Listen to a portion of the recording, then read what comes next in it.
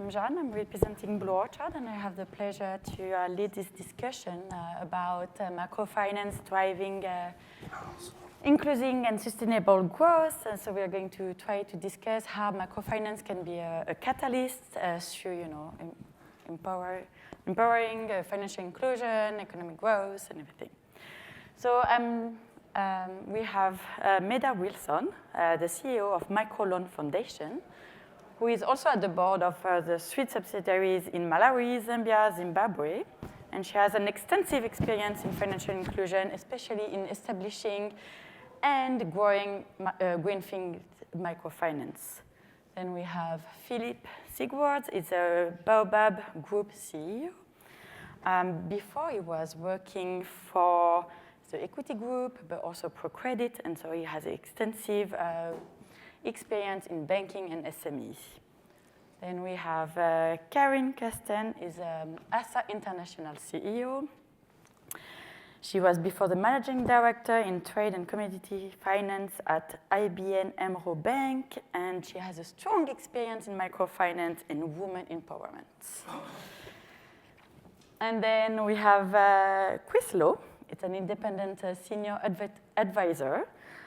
He's also at the board of various renowned banks and microfinance, such as ASA, Ed Partners, and he has an extensive experience in banking, MFI, investment. I think it's really broad. And we have Michael Fabroni, and he's from WESPA, and he's going to represent the investor side. And I think Michael is also bringing a wealth of experience in debt investment across Africa and across other regions. So, Meda, you are at the head of a social microfinance network serving low-income entrepreneurs. So can you shed some light as why financial inclusion is still relevant? And from your perspective, how microfinance can contribute to inclusive and sustainable growth? Great. Hi, everybody. Great to be a part of this panel.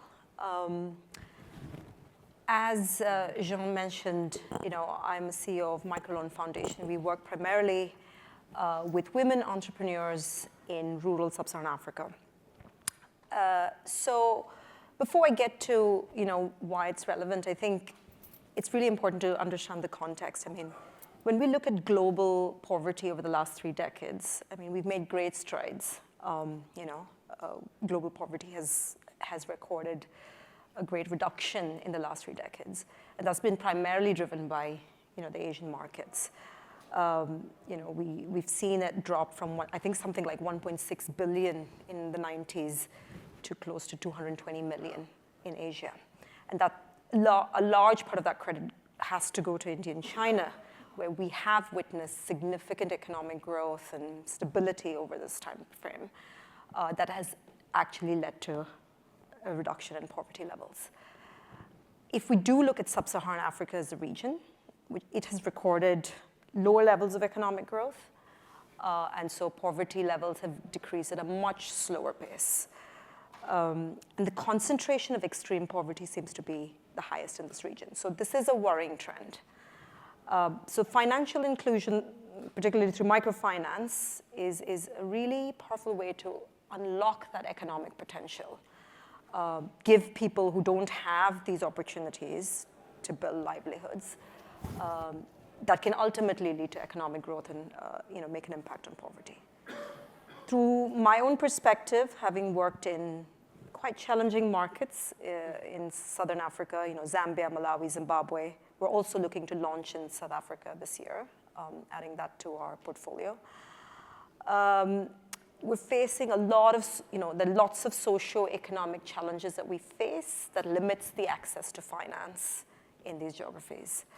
So in order to make financial inclusion actually work and make it more meaningful, driving economic growth, as you said, reducing poverty, how do we do this? And why is it relevant still? Sub-Saharan Africa as a region, I think you still have a large section of the population that is not banked, close to 55%, I think. And in countries where we work, Malawi, for instance, 60% of the population don't have access to a formal bank account. Only 14% actively use that. In Zambia, it's similar numbers, albeit slightly lower, 40%, and close to 60% don't have access to financial products and services from regulated providers. So there's still a long way to go in terms of financial inclusion in these markets. And then we have the gender gaps. Women tend to be disproportionately affected compared to their male counterparts. They're less likely to have an ID. They're less likely to own assets. They're also more likely to be illiterate. So that limits their access to formal financial services. So something that's really imperative for financial service providers, policymakers, regulators, is using that gender disaggregated data to make more gender smart products, policy regulation that actually is more inclusive of that population. Mobile is a significant opportunity because the mobile penetration in sub-Saharan Africa seems to be higher than anywhere else in the world. Yet, if we segment the data, we see that there's lots of disparities. Rural areas tend to be lagging behind compared to the urban. And again, when it comes to gender, women are less likely to access these digital channels. So how do we work with all the stakeholders in this to make sure that we're developing products, service delivery, et cetera, that's inclusive in nature? And this is something that we're working on. We have the advantage of working with 100% women clients, so we're very much at the forefront of this. And so listening and getting that feedback from clients is really important in informing our product design. And finally, I want to say fragile markets. Sub-Saharan Africa, there's prevalence of many fragile economies, from natural disasters as a result of climate change, macroeconomic crisis, inflation, hyperinflation. We work in Zimbabwe. Those of you who know Zimbabwe will know that's a huge problem there, currency devaluations.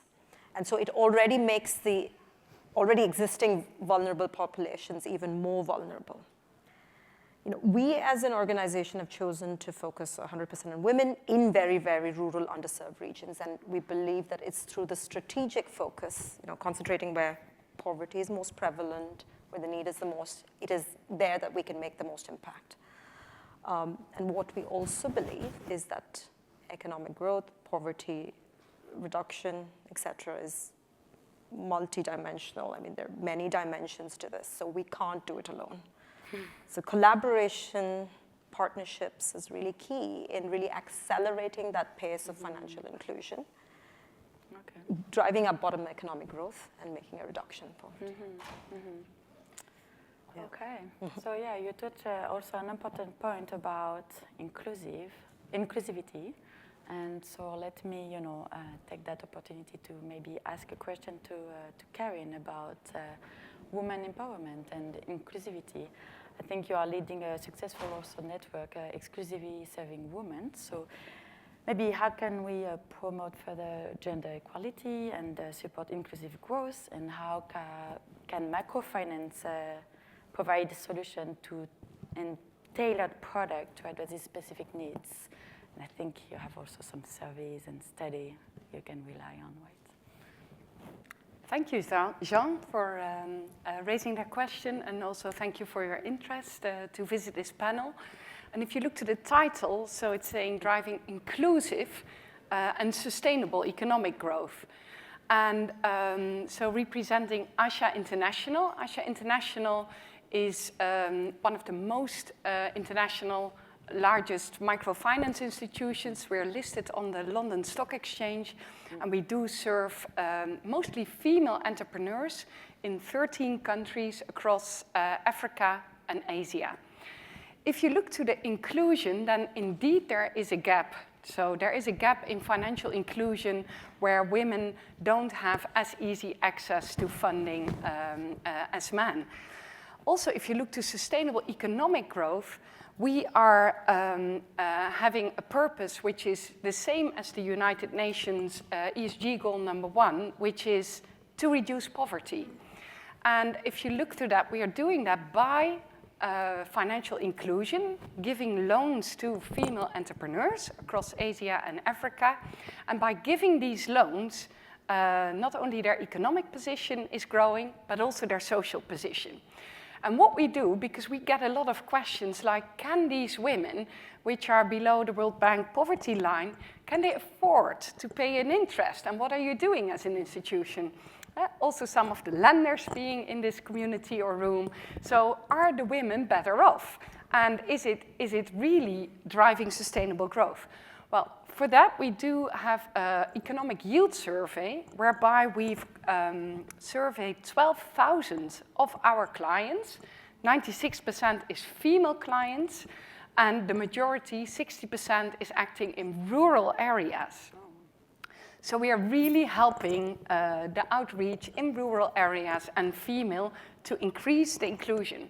And what we've done, we've asked 12,000 of these female entrepreneurs, and we measured financial inclusion, reducing poverty, and female empowerment.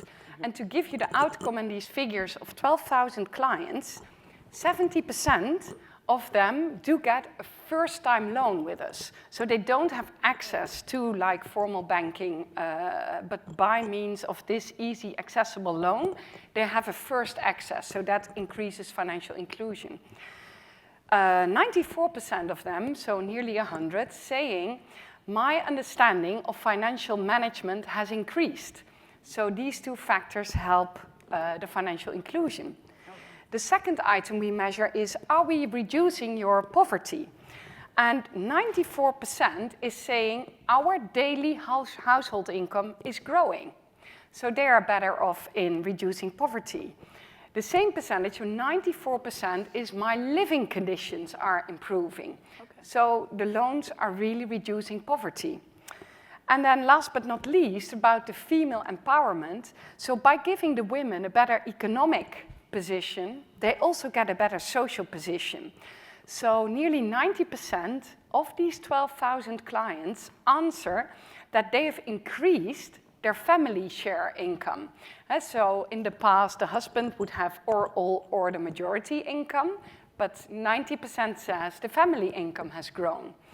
And also 80% is saying my leadership or decision power in the household and the social community in which they live has increased. So this is really making the numbers work from a loan to growing inclusive and sustainable economic growth. And I would like to allude also on your point of digital and mobile, because we do see that mobile money and digital is also an enabler, a catalyst of growing financial inclusion. No, okay, so you're really proving the positive impact of providing financial solutions to women and other type of groups. It's really interesting.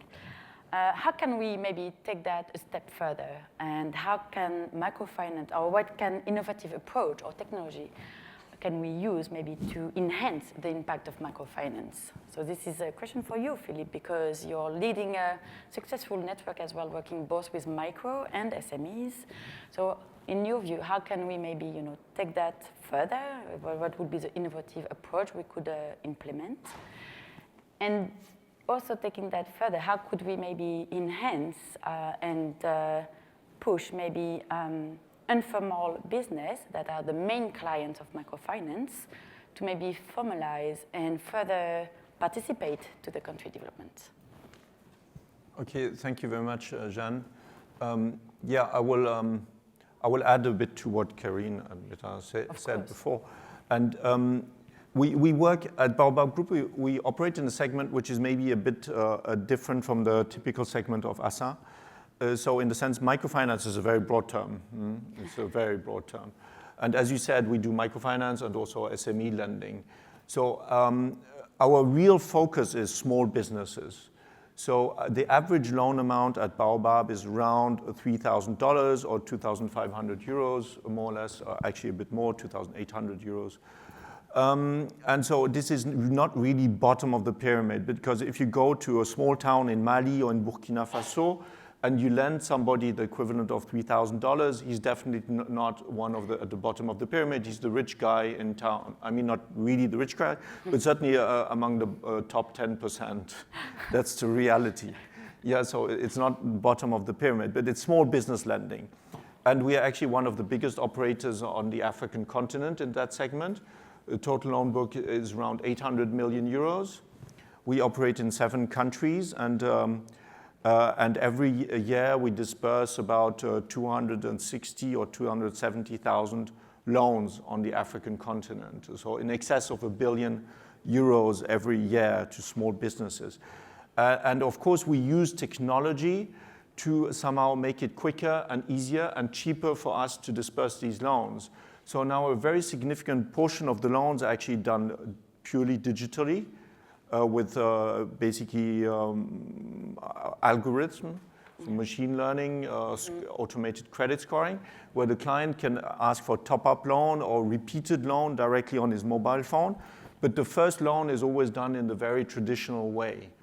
So that's one thing that we do. So now it's about 40 to 45% of these loans are done in a purely, let's say, algorithmic way where the machine takes a decision. And we think that in future, I mean, everybody talks about AI. I mean, this is really just a hype right now. This is a basic form of AI when you do credit scoring, automated credit scoring. It's a form of AI, much more basic. But we see that there's such tremendous developments. To give one very specific example, but it's actually quite interesting. We do some SME lending. And I looked at a credit file from Madagascar for a loan of about 200,000 euros. So that was not a microloan, that's an SME loan, yeah? 200,000 euros has nothing to do with microfinance, but it gives an example. And I looked at it, and then I use sometimes ChatGPT, I experiment with it to see what it can do and so on. And then I read the file, and I thought, okay, fine, you know, this analysis is somehow not perfect. Let's see how ChatGPT would do this. I use GPT-4, so not the free version, the paid version, which is slightly better, yeah? And so I just basically pasted the screenshot of the financial statements, just the income statement and the balance sheet. And I asked, would you give a loan of 200,000 euros, working capital facility, 6 months, to this customer? He's a pharmaceutical wholesaler in Madagascar. And then I said, please give details of your argumentation and so on, calculate the financial ratios and so on. And then it comes with a full page of calculations and explanations. And then in the end I ask, so what is the conclusion? Can you provide an executive summary? And then it says, yes, I would grant this facility, but I would with caveats. And the caveats are the following. Intensive monitoring, check the use of funds, very careful about the use of funds, maybe you need to take additional security and so on. And I thought, but this is exactly like the answer of a loan officer, exactly like the answer. And just on the basis of a screenshot of the P&L for 2 periods, wow. And balance sheet for 2 periods. I was super impressed. Wow. Now, this made me really think that, of course, you know, I mean, there's a hype about AI. And maybe the hype is a bit exaggerated in many ways, but it's truly impressive what it can do. And then, of course, I had a call with OpenAI, this sales relationship manager, and she said, okay, great, you want to experiment with that?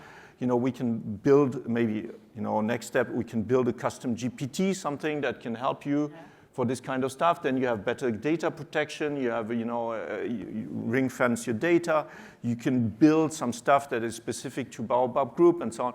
But it just opens tremendous opportunities. And then I was thinking maybe one day we'll have like AI-based tutors for loan officers, because I don't think that the bottom of the pyramid, I don't think that you can completely digitize it. But what you can do is, for example, you can build an AI-based tutor for loan officers. Because one of the biggest challenges for microfinance is very much a relationship business. Sure. So you don't want to replace people. You need to have people who are in contact with the customer. If you go to a village, let's say in Uganda or in Kenya, if you don't have the relationship, it's very difficult to get the money back. And the pure online lenders have difficulty in collections. Yeah?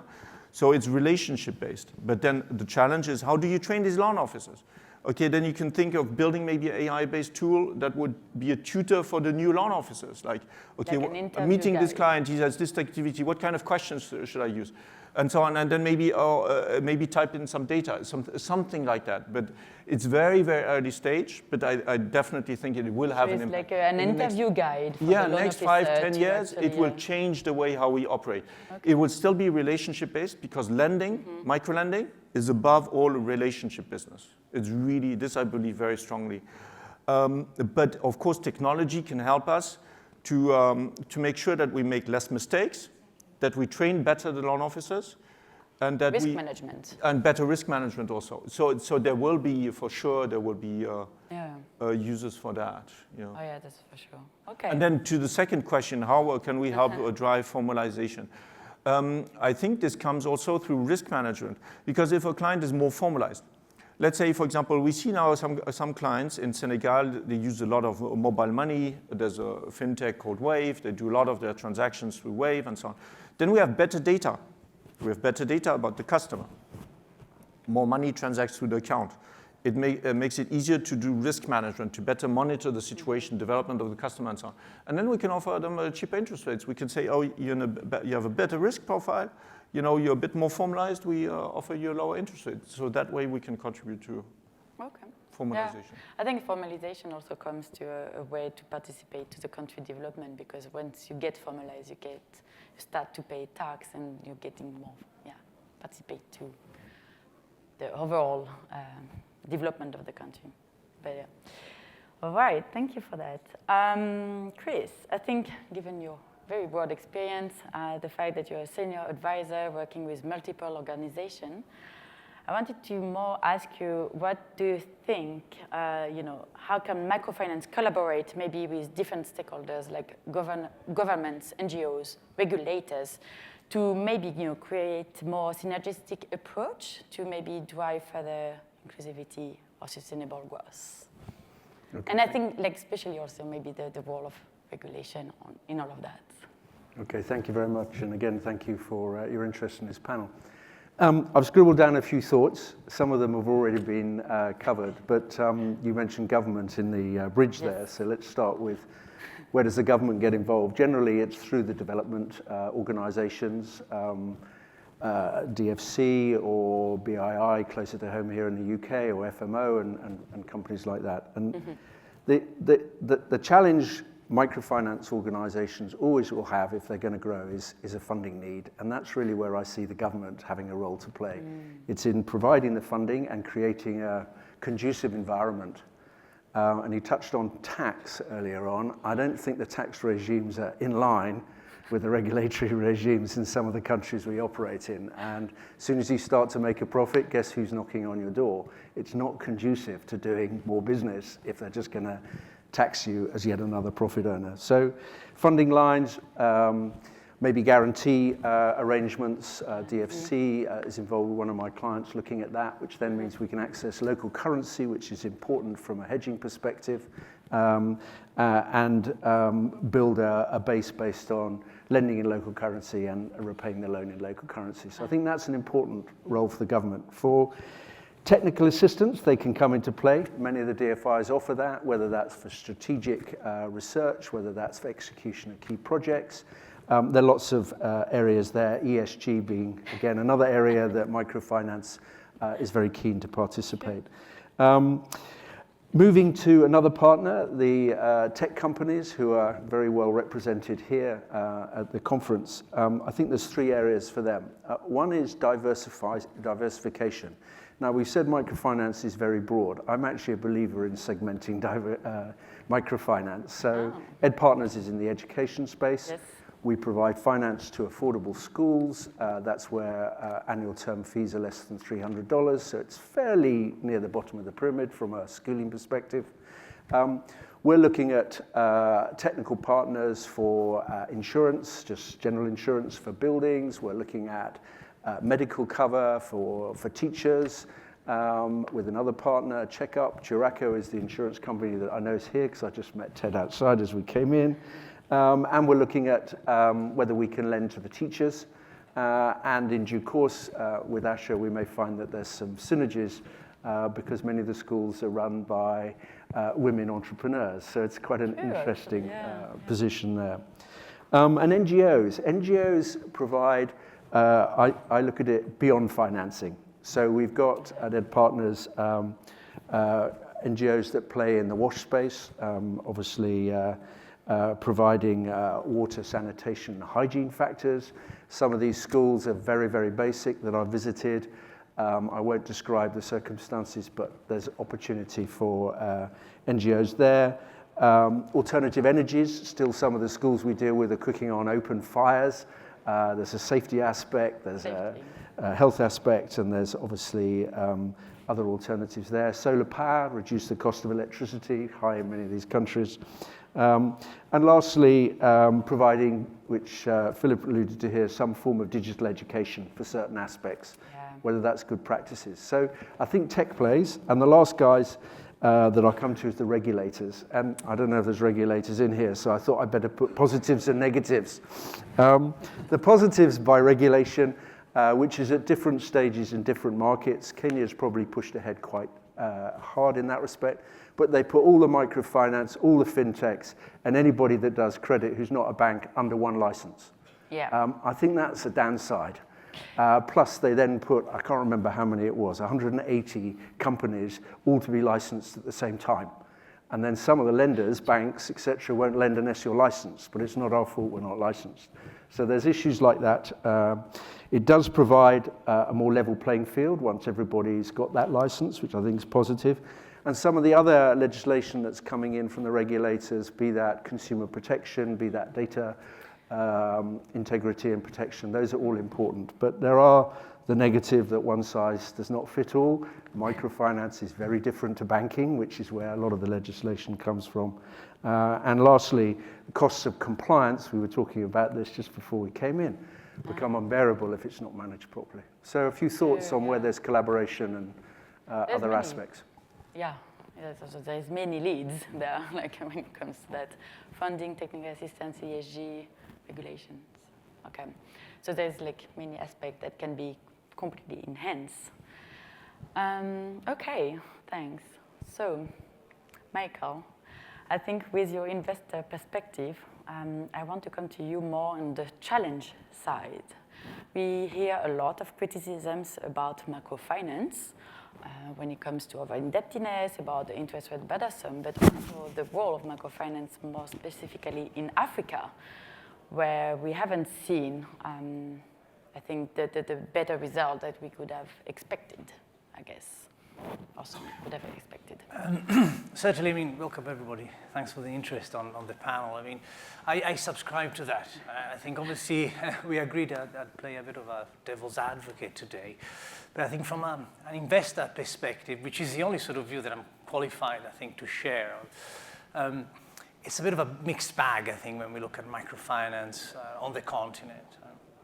I think when we look at the sort of portfolios that we have built in the last sort of couple of decades in sub-Saharan Africa, I think the vast majority of the work that we've done is outside, unfortunately, of microfinance, either with downscaling banks or with a standalone financial technology sort of moving into the space. And I think this is certainly contrary to the expectations that we had, certainly when we opened an office in Nairobi, that I think we thought that we'd be able to sort of build a much larger asset base in sub-Saharan Africa and provide sort of our investors with, sort of impactful opportunities. Now, this is not to say that the sector has nothing to show for it.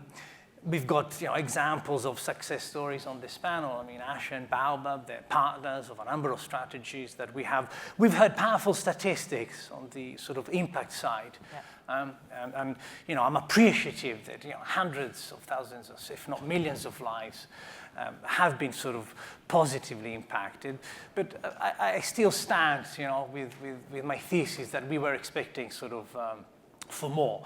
So obviously, some of the challenges, I'm not a microfinance practitioner, obviously, I'm sort of a few steps sort of removed, but we've heard some of the challenges that might have to do with sort of regulatory environment and sort of, volatile macro cycles and the likes. And I think from an investment perspective, I guess what what I'm trying to figure out at this conference, when it comes to financial inclusion with the interactions that I'm having, and maybe on this panel, if we have time, or with the audience, is what should we expect in the next sort of 10 to 15 years ahead? I mean, if we say that the sector probably, to a certain extent, sort of underachieved today, bearing in mind that obviously downscaling banks are sort of, ever increasing their activities in sort of small business loans and SMEs, and financial technology either has a standalone or in partnership with mobile operators or in partnership with banks themselves.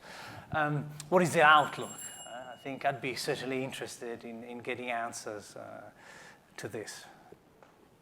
Yeah. How would you reply to that? Are you reply to, I'm like, what are the the opportunities there? Or, yeah.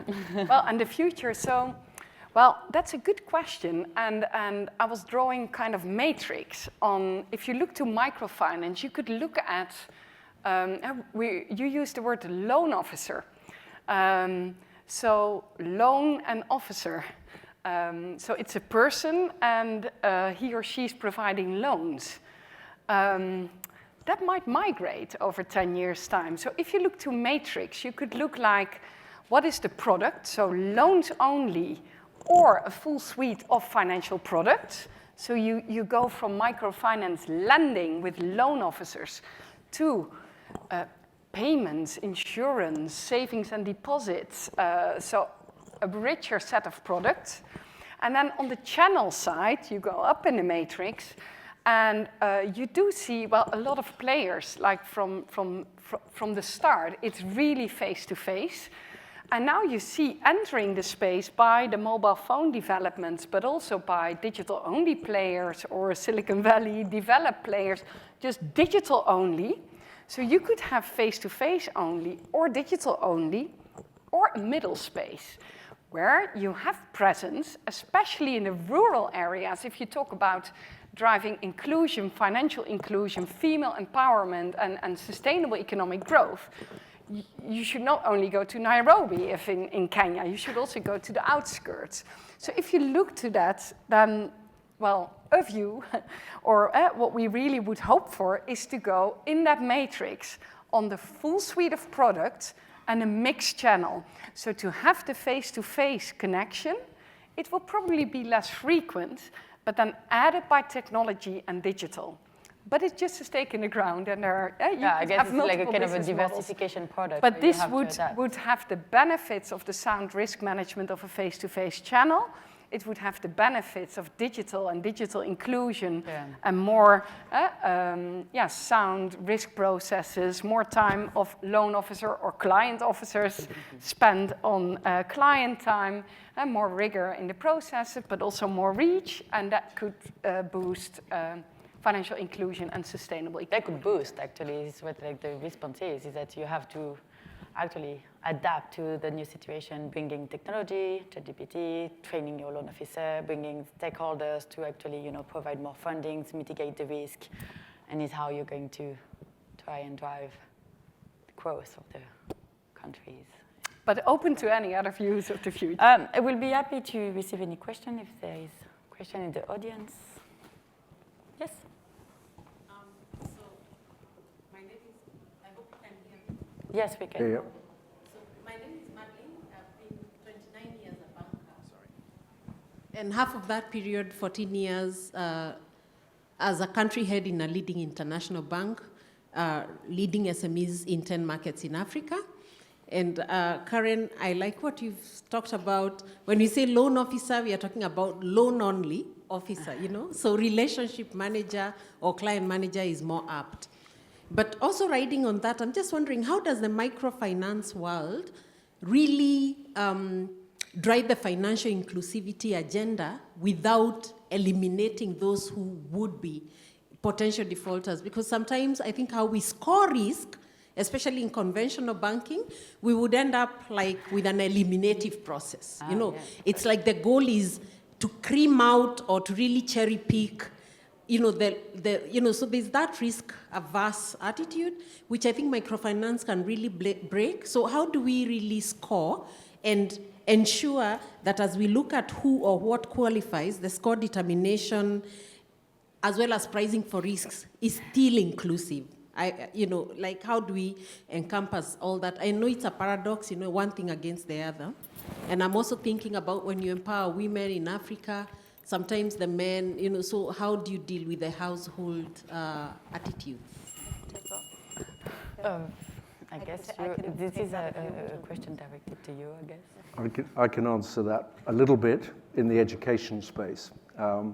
So in Kenya, you have about 22,000 schools that are registered, but you have another large portion that are not registered.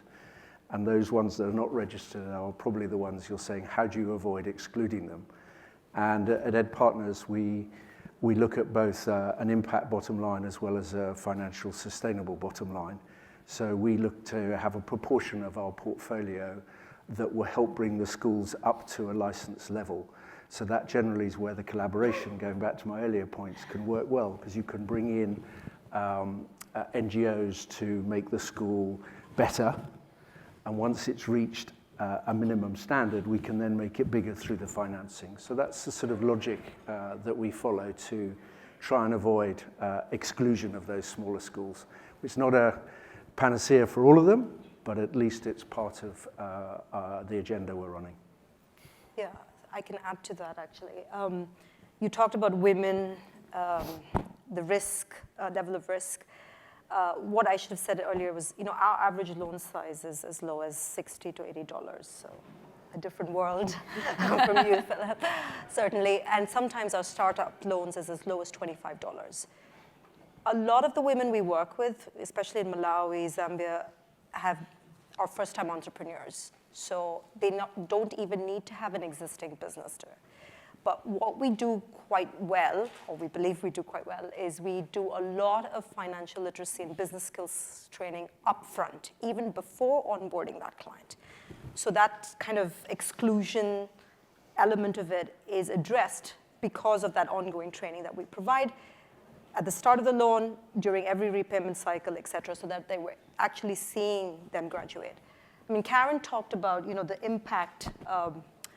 One of the, I think, great interventions in the sector has been the 60 decibels, index that's been around for a couple of years. We participated in that in Zambia. Actually, we were very proud to have been selected. We've been a high impact player. I think we were ranked number 2 in sub-Saharan Africa. And we heard from the clients themselves, our inclusivity ratio was pretty high. It was over 92%, which means, similar to you, Karen, what you have discovered internally, what we found was we operate in areas where others don't. A lot of our clients said there was no other option but our services in those rural regions. So I think the training really helps, because it gives confidence to women who've not had that first step in accessing a loan from a formal financial institution to be able to take that step forward. So, yeah. If I could add just one point, I think, because on the scoring model, I think you have a point there. I think if you strip microfinance really down to the core, I think you could argue that what the industry or the movement sort of innovated in is an alternative scoring model, right? And by alternative to sort of the predominant sort of banking model. I think in many countries where we've had experience, I mean, this alternative scoring model has been able to produce growth, scale, but somehow, right, the one sort of size doesn't fit everything. I think it's true.